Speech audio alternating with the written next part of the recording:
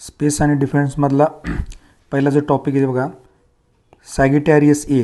आत्ता CAPFची जी UPSCची एक्झाम झाली त्या एक्झाममध्ये विचारलं होतं. आत्ता जी ऑगस्ट 2022मध्ये एक्झाम झाली ना, त्या एक्झाममध्ये हा प्रश्न विचारला होता.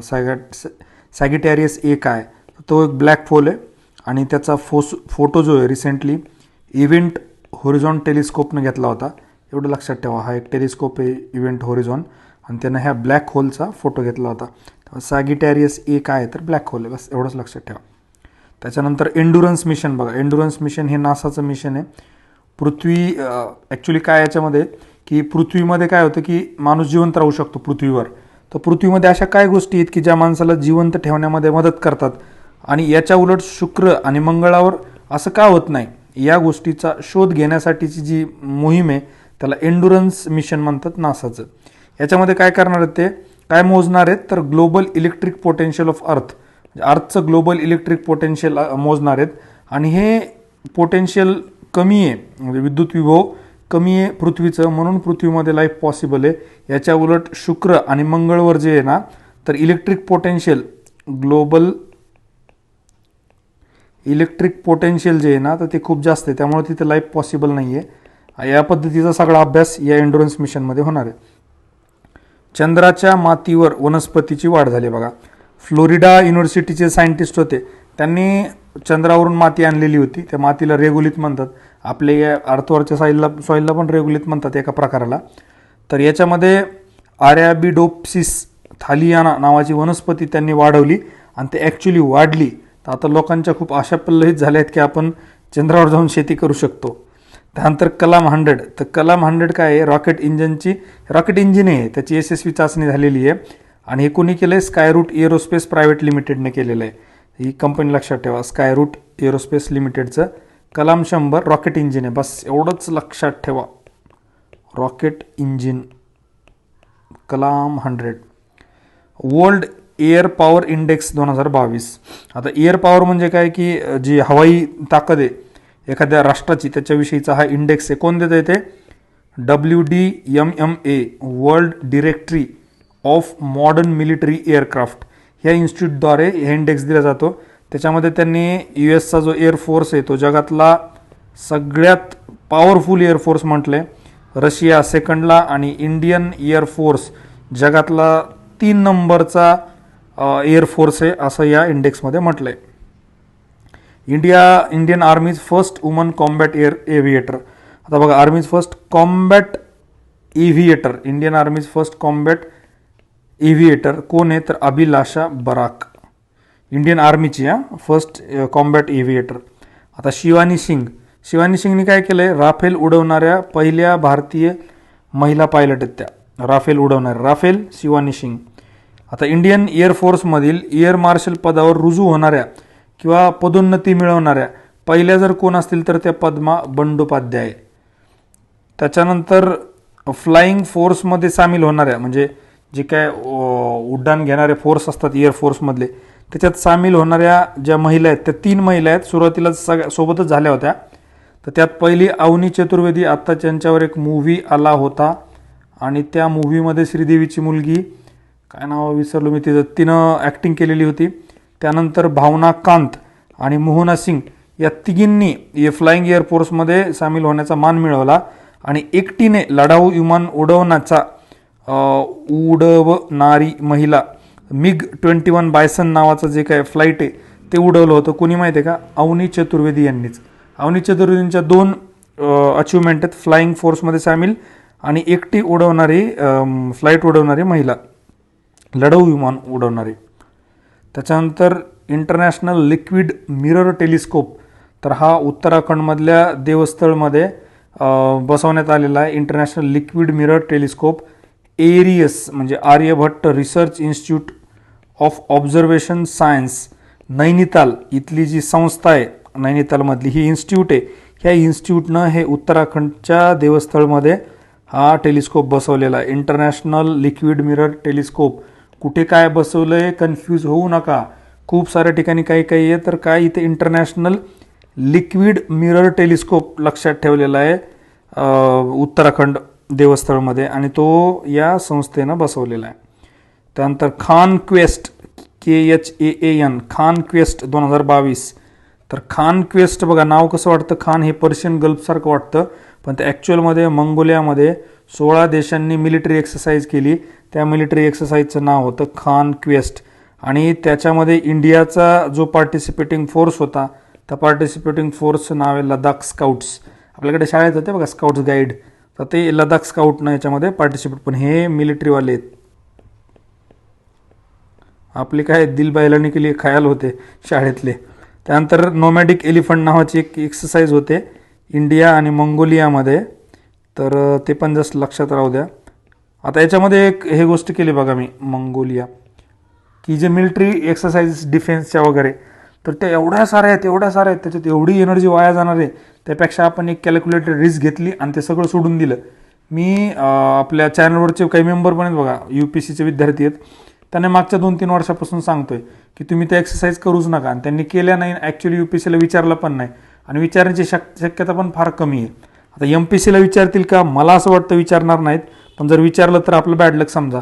पण किती वेळ वाया घालवायचा हे तुम्ही तुमच्या अभ्यासानुसार ठरवा. तुमचा जर अभ्यास झालेला असेल चांगला तर तुम्ही ते लक्षात ठेवू शकता, अदरवाईज सोडून द्या. SIPRI 2022. SIPRI काय, Stockholm International Peace Research Institute आहे. तर हे इन्स्टिट्यूट काय करतं की जगामध्ये जे देश आहेत त्या जगातल्या देशांमधले लष्करी किती खर्च झाला, काय झाला, याच्याविषयीचा सगळा अभ्यास करतं SIPRI 2022. तर याच्यानुसार जगामध्ये 9 न्यूक्लिअर स्टेट्स बघा. P5 मध्ये कोण कोण आहे सांगा बरं. US, UK, फ्रान्स, चायना, 1 2 3 4, अजून 5वा कुठला आहे, जर्मनी आहे का, नाही. US, UK, फ्रान्स, चायना आणि रशिया, हे P5 कंट्रीज आहेत. P5 प्लस इंडिया पण आहे त्याच्यामध्ये, पाकिस्तान पण आहे, साऊथ कोरिया आहे आणि इस्रायल आहे बघा. आता याच्यामध्ये यांनी इराणला धरलेलं नाही आहे, म्हणजे ऑफिशियली इराणकडं न्यूक्लिअर पॉवर नाही आहे या SIPRIनुसार. तर 9 न्यूक्लिअर स्टेट आपण गृहीत धरायचं जेव्हा पण आला. P5 plus India versus Pakistan आणि साऊथ कोरिया वर्सेस इस्रायल, असं लक्षात ठेवा. आता टिल जानेवारी 2022 पर्यंत इंडियाकडं 160 न्यूक्लिअर वेपन्स आपल्याकडे आहेत, 160 असं SIPRI सांगते. आता बघा 2017 ते 2022 याच्यामध्ये 2 डेटा दिलेत बघा. सेम एकाच पब्लिकेशनच्या वेगवेगळ्या महिन्याच्या पुस्तकांमध्ये त्यांनी वेगळा डेटा दिला आहे. हा लेटेस्ट 2017 ते 2021 मध्ये शस्त्रास्त्रे आयात करणारा भारत 1 नंबरचा देश झाला जगातला. जवळपास जगातले 11% सगळं आयात भारत करतो. सोबत 2 नंबरला सौदी अरेबिया गेला बघा. हेच जर आकडा 2016 ते 2020 पर्यंत जर घेतला असता तरी ते सौदी अरेबिया 1ला होतं आणि भारत 2ला गेला असता ह्या आकड्यानुसार. पण 17 आणि 21 लेटेस्टमध्ये इंडिया 1 नंबरला गेला, सौदी अरेबिया 2ला, इजिप्त 3ला, ऑस्ट्रेलिया 4ला आणि चायना 5ला. आता हे झाले आयातदार. आता निर्यातदार किंवा पुरवठादार 2017 ते 21 मध्ये कोण आहेत बघा. USA, Russia, France, Germany, China. याच्यामध्ये फक्त इथे UK टाका, हे P5 कंट्री होऊन जातात. बस दॅट्स इट. तर हे पुरवठादार. आता सर्वाधिक लष्करी खर्च करणारे म्हणजे मिलिटरीवर एक्सपेन्स करणारे US सगळ्यात जास्त आहे, सगळ्यात मोठा आहे. चायना 2 नंबरला आहे, 3 नंबरला इंडिया आहे बघा. 76.6 अब्ज डॉलर आपला खर्च हा संरक्षण किंवा लष्करी क्षेत्रावर होत असतो. इंडियाचा 3 नंबरला, 4 नंबरला UK, 5 नंबरला रशिया. आणि यातलं जे म्हणजे 76.6 अब्ज डॉलरचा खर्च जो आहे त्यातला 64% खर्च आपण इंडियन मॅन्युफॅक्चरिंगमधून भागवतोय. म्हणजे खूप सारं आपलं इंडिजनायझेशन झालं आहे. आत्मनिर्भर भारताकडे आपलं पाऊल खूप चांगलं पडतंय. आता बघा इंडियानं सगळ्यात जास्त कुणाकडून डिफेन्स इक्विपमेंट्स किंवा लष्करी इक्विपमेंट्स घेतलेत. रशिया 46% आपण रशियाकडून घेतो, फ्रान्सकडून 27% घेतो, US कडून फक्त 12% घेतो. म्हणून तुम्ही जर बघितलं असेल आता युक्रेन आणि रशिया वॉरमध्ये भारतानं अबस्टेन केलं, जे UN मध्ये रिझोल्युशन मांडलं होतं USनं, कारण भारत रशियासोबत पंगा घेऊन चालणार नाही. 46% आपण त्यांच्याकडून घेतो. नाही आपल्याला डायरेक्ट USच्या विरोधात जाऊन चालणार नाही, त्यामुळे आपण अबस्टेनच करून टाकलं रशिया, फ्रान्स, US. नंतर इंडिया कोणाकोण बघा. आता इंडिया हे काय झालं आता जाऊ कॉमेडी होईल फार, की इंडिया दुसऱ्याकडून घेतोय आणि देतोय पण दुसऱ्यांना. तर म्यानमारला सगळ्यात जास्त देतो, त्यानंतर श्रीलंका, त्यानंतर अर्मेनिया देशाच्या नावाला 3rd हायेस्ट आपण एक्सपोर्ट करतो. हे मिलिटरी इक्विपमेंट्स. अग्निपथ स्कीम बघा, खूप सारी न्यूजमध्ये याच्यावर प्रश्न 100% येऊ शकतो. प्रिलिम्सला जर नाही आला तर 100% लिहून घ्या, मेन्सला प्रश्न येईल. 17.5 ते 21 वर्ष या वयोगटातल्या मुलांना ते मिलिटरीमध्ये घेणार आहेत. आणि मिनिमम क्वालिफिकेशन 11वी-12वी जे काय असतं रेग्युलर ते असणार आहे. 4 वर्षासाठी हे सर्व्हिसमध्ये घेणार आहेत. हाच सगळ्यात जास्त विरोध झाला होता. विरोधाचं कारणच होतं की फक्त 4 वर्ष सर्व्हिसमध्ये मिळणार आहेत आणि त्यात इन्क्लुडिंग ट्रेनिंग. म्हणजे जर 3-4 महिने 6 महिने ट्रेनिंगचे गेले तर मिळतात 3.5 वर्षच. पेमेंट 30 ते 40 हजार रुपये पेमेंट असणार आहे, प्लस बाकीचे भत्ते बित्ते जे काय असतात ते. 30 दिवसाची वर्षातून सुट्टी मिळणार आहे. 48 लाख रुपयाचा विमा मिळणार आहे. मृत्यू जर झाला सेवेमध्ये असताना 44 लाख रुपये मिळणार. सेवेमध्ये असताना अपंगत्व आलं तर 15 ते 44 लाख रुपये मिळणार आहेत बघा. 30% सॅलरी जी आहे दर महिन्याची ती सेवा निधीमध्ये ते PF वगैरे असतात ना त्याच्यामध्ये जाणार आहे. आणि 4 वर्षे संपली सर्व्हिस की तुम्हाला 11.71 लाख आणि हे टॅक्स फ्री असणार आहेत, हे तुम्हाला मिळणार आहेत. आता अग्निवीर स्किल सर्टिफिकेट तुम्हाला मिळेल आणि मग या स्किल सर्टिफिकेटवर गव्हर्नमेंटचं असं म्हणणं आहे तुम्हाला कुठेही प्रायव्हेटमध्ये जॉब मिळून जाईल. आणि यांना माजी सैनिकाचा दर्जा मिळणार नाही, म्हणजेच यांना पेन्शन नाही, पोस्ट रिटायरमेंट जे काय बाकीचे गोष्टी असतात त्या पण मिळणार नाहीत. माजी सैनिकाचा दर्जा नाही. मॅक्झिमम 25% लोक यातले अग्निवीरमधले ते सर्व्हिसमध्ये घेतले जातील आणि ते 15 वर्ष पुढे सर्व्हिस करतील परमनंट सर्व्हिसमध्ये. मग उरलेल्या 75%नी काय करायचं तर गव्हर्नमेंट म्हणते प्रायव्हेटमध्ये जा. फर्स्ट इयर 46,000 अग्निवीरांची भरती करणार आहेत बघा. 46,000 अग्निवीरांची भरती. INS वाक्षीर, प्रोजेक्ट 75 चांडर. प्रोजेक्ट 75 नाव लक्षात ठेवा. प्रोजेक्ट 75 कुठेतरी विचारला होता एक्झामला कुठल्या तरी. INS वाक्षीर बहुतेक कंबाईनला विचारला होता वाटतं, असा अंदाज माझा. INS वाक्षीर तर हे 75 प्रोजेक्ट 75 चांडर बनवलेले आहे. काय हा स्कॉर्पिन क्लास सबमरीन बनवण्याचा प्रोजेक्ट आहे. आपल्याला 5 बनवायचे आहेत, 6, तर त्यातल्या ही 6वी आहे वाक्षीर. आता कंप्लीट झाला प्रोजेक्ट 75. आणि हे काय डिझेल इलेक्ट्रिक प्रोपल्शन सिस्टीमवर काम करणारे स्कॉर्पिन क्लास सबमरीन आहे. पाणबुडी ज्याला आपण म्हणतो, पाणबुडी. आता बघा याच्यामध्ये प्रोजेक्ट 75च्या अंडर INS कलवरी, आमच्या गावाकडे ते नवरीसोबत जातात त्याला कलवरी म्हणतात, कलावरी. त्यानंतर INS खांडेरी. आणि हे जे प्रोजेक्ट याला सहाय्य केले बघा फ्रान्स आणि माझगाव डॉक, आपल्यामधलंच आहे शिप बिल्डिंगचा माझगाव डॉक. आणि फ्रान्सची थोडी मदत घेऊन प्रोजेक्ट 75 हे आपण सबमरीन बनवल्यात. INS Kalvari, Khanderi, INS करांज, triple के बघा 3K. आता 3V येणार. व्हीमध्ये काय वेला, वागीर, वाक्षीर. वेला छान नाव आहे, वेला वागीर वाक्षीर. चला सरमत रशियाचे आंतरखंडीय क्षेपणास्त्र. सरमत नाव लक्षात ठेवा, हे विचारू शकतात. जसं याच्याविषयी एक विचारलं होतं बघा, शेवटी मी सांगतो तुम्हाला, ते CAPFच्या आत्ताच्या एक्झाममध्ये विचारलं होतं. सरमत काय इंटरकॉन्टिनेंटल बॅलिस्टिक मिसाईल आहे आणि ही रशियाची मिसाईल आहे, एवढं लक्षात ठेवा. सरमत नाव आपल्याला वाटतं की रशियाचं नसेल, पण हे नाव रशियाचं आहे सरमत. शुक्र, त्यालाच व्हेनस म्हणतात, त्याचं मिशन आहे 2024चं इस्रोचं. शुक्र व्हेनस मिशन 2024. शुक्राच्या वातावरणाचा अभ्यास करणे. त्या वातावरणामध्ये बघा सल्फ्युरिक ॲसिड, पॉयझनस आणि डेंजरस क्लाउड्स असे ढग आहेत, तर त्या सगळ्यांचा अभ्यास करण्यासाठी हे मिशन आहे. आणि याच्या आधी जे नासानं मिशन पाठवलेले आहेत व्हेनससाठीचे, व्हेनसवरचे नासाचे जे मिशन आहेत बघा, दा विंची प्लस. व्ही आलं की व्हेनस, दा विंची प्लस. आणि व्हेरिटाज, व्ही म्हणजे व्हेनस. व्हेरिटाज नावाची मला वाटतं गाडी पण आहे महिंद्रा आणि रेनॉल्डची. नासा दा विंची प्लस आणि व्हेरिटाज हे 2 मिशन व्हेनसचे आहेत. आणि इस्रोचं जे येते आपलं व्हेनस मिशन 2024. ऑपरेशन सतर्क राहायचं म्हणजे काय करायचं, रेल्वे प्रोटेक्शन फोर्सनं सुरू केलेलं आहे. तस्करी, बिंबाकू, कोणी ड्रग्स पिक्स काय तस्करी करते रेल्वेमध्ये बॅगमध्ये टाकून बिकून, तर ते सगळं शोधण्यासाठीचं ऑपरेशन सतर्क आहे रेल्वे प्रोटेक्शन फोर्सचं.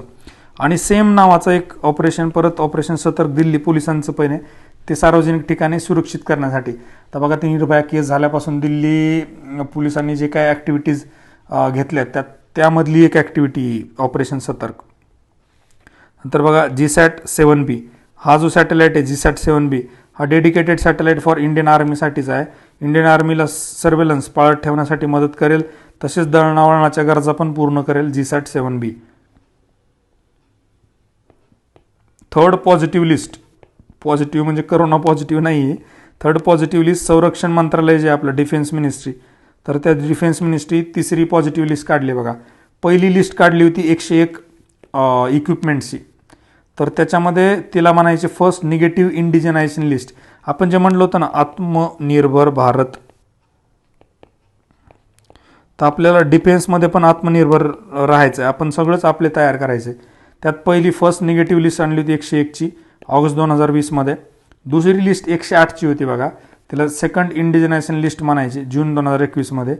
तिसरी आत्ताची आणली 101ची परत, थर्ड पॉझिटिव्ह इंडिजनायझेशन लिस्ट एप्रिल 2022मध्ये. एवढं लक्षात ठेवा. TD2 नावाचा एक उपग्रह TD2 हा पिक्सेल स्पेस डेटा स्टार्टअप आहे एक, त्याचा आहे, आणि यांनी पाठवला आहे थ्रू स्पेस एक्सचं एक ट्रान्सपोर्टर 4 नावाचं मिशन होतं. त्या मिशनमध्ये दिला आहे त्यांचा पाठवून यांनी एक उपग्रह TD2 पिक्सेल स्पेस डेटा स्टार्टअपचा. आयर्न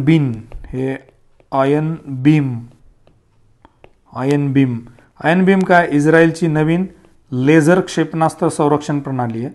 इस्रायलची लक्षात ठेवा, I for Israel, I for iron beam. ड्रोनसह कोणत्याही हवेतील वस्तू नष्ट करू शकते.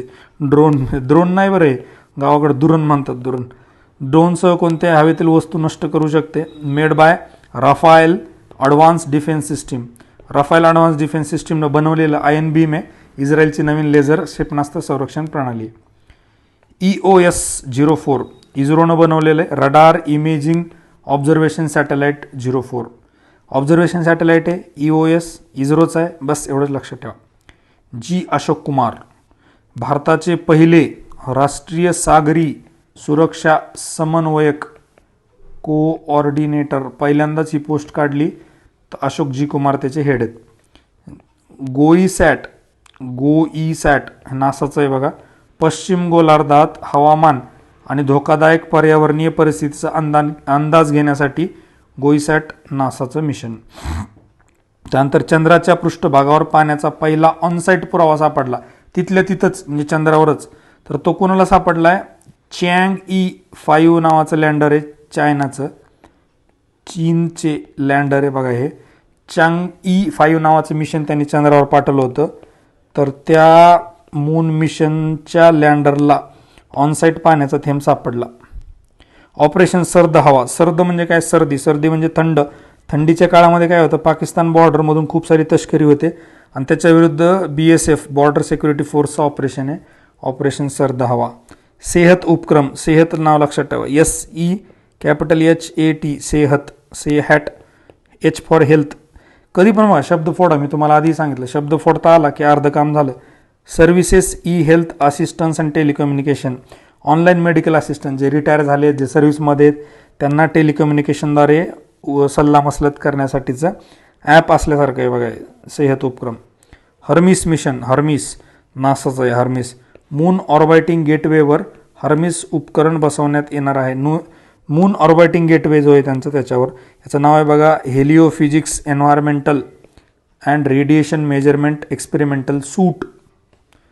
हेलिओफिजिक्स. ISS इंटरनॅशनल स्पेस स्टेशन, 2031मध्ये कायमस्वरूपी बंद होणार आहे बघा. नासानं डिक्लेअर केलं हे. साऊथ पॅसिफिक ओशनमध्ये एक पॉईंट नेवो नावाचा एरिया. पॉईंट नेवो म्हणजे काय माहिती आहे का, हे आपण त्याला म्हणतो स्मशानभूमी. ही खूप म्हणजे 2-3 हजार किलोमीटर आतमध्ये पॅसिफिक ओशनच्या, आणि 2-3 हजार दूर आहे माणसाची वस्ती इथपासून. जे काय खराब होणार स्पेसमधलं ते सगळं ह्या पॉईंट नेमोमध्ये टाकून देणार. डेड पॉईंट असल्यासारखा आहे हा, सगळा कचरा बिचरा इथे आणून टाकणार. तर तो इंटरनॅशनल स्पेस स्टेशन बंद होणार आहे. इंटरनॅशनल स्पेस स्टेशन ते जगातल्या विविध देशांनी मिळून बनवलं होतं. ॲक्च्युली हे रेनॉल्ड रेगन बहुतेक अमेरिकेचे प्रेसिडेंट होते, त्यांची संकल्पना होती, आणि मग त्याच्यामध्ये विविध देशांनी सहभागी होऊन, चायना आहे, रशिया आहे, बाकी सगळ्यांनी ते बनवलं होतं. आता ते कायमस्वरूपी बंद करण्याचं ठरवलं आहे. कोंकुर्सियम नाव लक्षात ठेवा, कोंकुर्सियम अँटीटॅक गायडेड मिसाईल आहे. जिथं जिथं काही नसेल ती इंडियाची असते बघा. MPSC मेन्समध्ये पण या राज्याचा उल्लेख केला, महाराष्ट्र नसलं तरी समजून घ्यायचं महाराष्ट्राचे. आता मी जिथे जिथे देश नाही लिहिलं तिथे समजायचं इंडियाचे. Konkurs M anti tank guided missile. SKAO square kilometre array observatory. आता बघा, हे खूप गमतीशीर गोष्ट आहे. स्क्वेअर किलोमीटर ॲरे ऑब्झर्वेटरी, आणि ही तयार कुठे करण्यात येते बघा, ऑस्ट्रेलिया आणि साऊथ आफ्रिकेमध्ये. आणि जगातील सर्वात मोठी रेडिओ दुर्बीण असणारे, रेडिओ दुर्बीण जगातली सगळ्यात मोठी square kilometre array observatory. Headquarter आहे UK युनायटेड किंगडममध्ये. याचे मेंबर्स जे आहेत ते अर्धे तर फुटबॉल टीमच आहे बघा. UKची टीम आहे, ऑस्ट्रेलिया जास्त खेळत नाही, south Africa, Italy, Netherland, Portugal, France, China, Switzerland, आणि इंडिया जो आहे त्याचा पार्टिसिपेटिंग कंट्री आहे. इंडियाचं अजून रॅटिफिकेशन राहिलं आहे बघा पार्लमेंटमध्ये, त्याच्यामुळं इंडिया काय आज फुल पेज मेंबर झालेला नाही आहे, पण इंडिया पार्टिसिपेटिंग कंट्री आहे. कशामध्ये? Square kilometre array observatory. Chandrayaan 3 बद्दल थोडीशी माहिती दिली बघा. चंद्रयान 3 मध्ये 3 गोष्टी आहेत, ऑर्बिटर, लँडर आणि रोवर. संत महात्मे.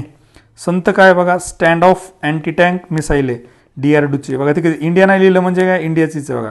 DRDO कुठलंही राज्य देश नाही लिहिलं म्हणजे इंडियाचे. संत, कारण भारतामध्ये संत असतात, संत महात्मे, तर DRDOचं आहे, stand of anti tank missile आहे. स्वर्णिम विजय पर्व. विजय म्हणजे व्हिक्ट्री म्हणजे कुठल्या तरी वारमध्ये जिंकतो आपण. स्वर्णिम म्हणजे काय, 50 वर्ष झाले असं लक्षात ठेवा. 1971च्या वारला, बांगलादेश लिबरेशन वार किंवा इंडिया पाकिस्तान वार ज्याला म्हणतो आपण, तर त्याचे 50 वर्ष सेलिब्रेट करण्यासाठी राजनाथ सिंग जे डिफेन्स मिनिस्टर आहेत त्यांनी डिसेंबर 2021मध्ये त्याची सांगता केली आहे बघा ह्या पर्वाची. महत्त्वाचं आहे. याचे पर्यटन पर्वावर 2017ला राज्यसेवा प्रिलिम्समध्ये प्रश्न विचारला होता. स्वर्णिम विजय पर्व. आणि 12 डिसेंबरला मग ते इंडिया गेट लॉन्सवर त्याचं सेलिब्रेशन केलं त्यांनी. डिसेंबर 2021 लक्षात ठेवा.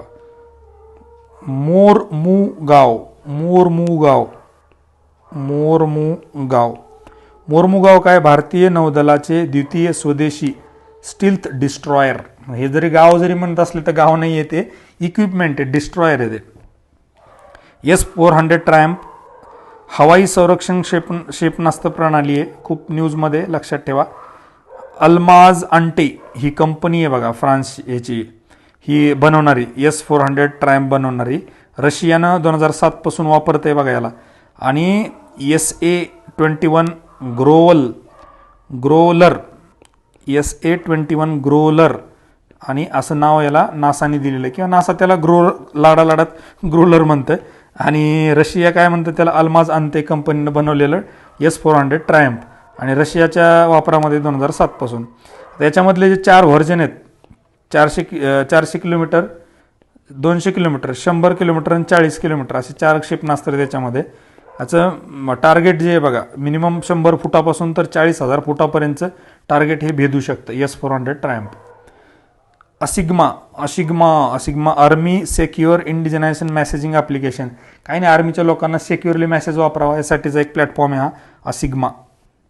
त्यानंतर जेम्स वेब टेलिस्कोप, नाव लक्षात ठेवा बघा, नासाचं आहे, खूप जास्त फेमसमध्ये, जोड्या लावामध्ये विचारू शकतात कुठला टेलिस्कोप आणि कुठला देश. स्विच 1.0 आणि MR-20. तर हे काय, लहान ड्रोन भारतीय लष्कराला सुपूर्द. 2 लहान ड्रोन आहेत बघा, हे UAV आहेत म्हणजे ड्रोन आहेत. हे लहान ड्रोन ऐकलं की ड्रोनच वाटतं ते. याला सिरकॉन म्हणतात ॲक्च्युली, टिरकॉन नाही, झिरकॉन काय आहे, रशियाची मिसाईल आहे, हायपरसोनिक क्रूज मिसाईल. लक्षात ठेवा, हायपरसोनिक क्रूज मिसाईल. झिरकॉन नाव वाटत नाही रशियन, पण रशियनच आहे ते. ॲव्हनगार्ड ग्लाइड व्हेकल आणि डॅगर किंझाल मिसाईल आहे बघा. किंझाईल विचारलं होतं. CAPF 2022ची जी एक्झाम झाली प्रिलिम्सची, आत्ता मला वाटतं 8 ऑगस्टलाच, तर त्या एक्झाममध्ये विचारलेला प्रश्न हा किंझाल काय आहे. तर किंझाल हे काय आहे, रशियाचं मिसाईल आहे. किंझाल मिसाईल कुठल्या देशाची असा प्रश्न होता, तर ती रशियाची बघा. नाव नुसतं किंझाल लक्षात ठेवा. आणि सिरकॉन किंवा झिरकॉन म्हणतात त्याला, ते हायपरसोनिक क्रूज मिसाईल आहे. जगातील सर्वाधिक उंचीवरील वाहन चालवण्यायोग्य रस्ता BROनं बनवला आहे, बॉर्डर रोड ऑर्गनायझेशन, इंडियाचं ऑर्गनायझेशन हे. आणि किती हाईटवर येतो, 19,024.073 फुटावर, 5,798.251 मीटरवर त्याची लांबी आहे, 52 किलोमीटर. आणि तो रस्ता कुठून कुठला आहे, चिसुमले ते डेम चौक, डांबरी रस्ता आहे हा, चिसुमले ते डेम चौक.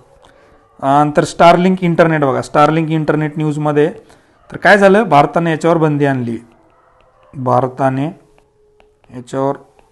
आणली, वापरायला.